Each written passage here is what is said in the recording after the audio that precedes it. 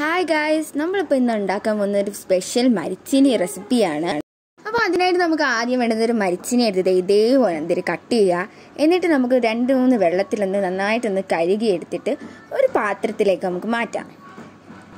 എന്നിട്ട് ആ പാത്രത്തിൽ ഈ മരിച്ചിനിക്ക് പൊന്തി നിൽക്കുന്ന മാതിരി വെള്ളം ഇടുക. എന്നിട്ട് നമുക്കിതൊന്ന് നന്നായിട്ട് പുഴുങ്ങിയെടുക്കാം. അപ്പോൾ ഈ മരിച്ചിനി പുഴുങ്ങുന്ന സമയം കൊണ്ട് നമുക്ക് ബാക്കിയുള്ള ഇൻഗ്രീഡിയൻസ് നോക്കാം. അപ്പോൾ അതിനായിട്ട് നമുക്ക് ആദ്യം ഒരു 3 വലിയ സവാള എടുത്ത് കുനുകുനാ നമുക്ക് അരിയാം.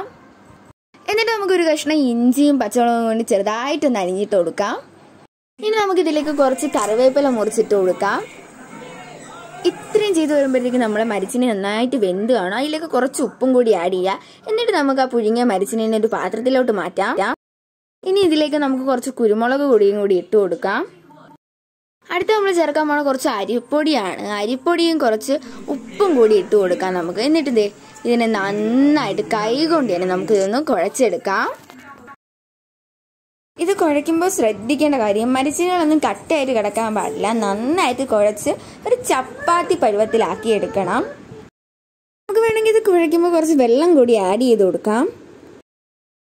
ഇനി ഒരു പാൻ എടുത്ത് വെച്ചിട്ട് അതിലേക്ക് കുറച്ച് എണ്ണ വീത്തി കൊടുക്കാം. നന്നായിട്ട് ചൂടായി വരുന്നവരൊന്ന് വെയിറ്റ് ചെയ്യുക.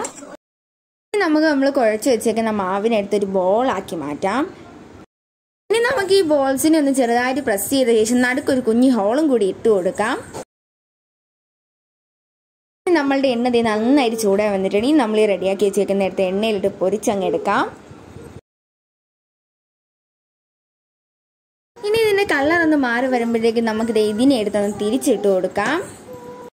ഇനി ഇതിന്റെ കളർ ഒരു ലൈറ്റ് ബ്രൗൺ കളർ ആകുമ്പോഴത്തേക്കും നമുക്ക് ഇതിനെ ഒരു പ്ലേറ്റിലോട്ട് മാറ്റാം. ജസ്റ്റ് 1-2 മിനിറ്റിനകം തന്നെ ഇത് റെഡിയായി കിട്ടും. അപ്പോൾ ഇത് നമ്മുടെ മരിച്ചിനി വട റെഡി ആയിട്ടുണ്ട്. ഇനി നമുക്കിതിനെ നല്ല ചൂടോടുകൂടി തന്നെ കഴിക്കാം. അപ്പോൾ നിങ്ങൾക്ക് എൻ്റെ റെസിപ്പി ഇഷ്ടമായെന്ന് വിചാരിക്കുന്നു. ഇഷ്ടമെങ്കിൽ എൻ്റെ ചാനൽ സബ്സ്ക്രൈബ് ചെയ്തേക്കണേ. Bye, thanks for watching.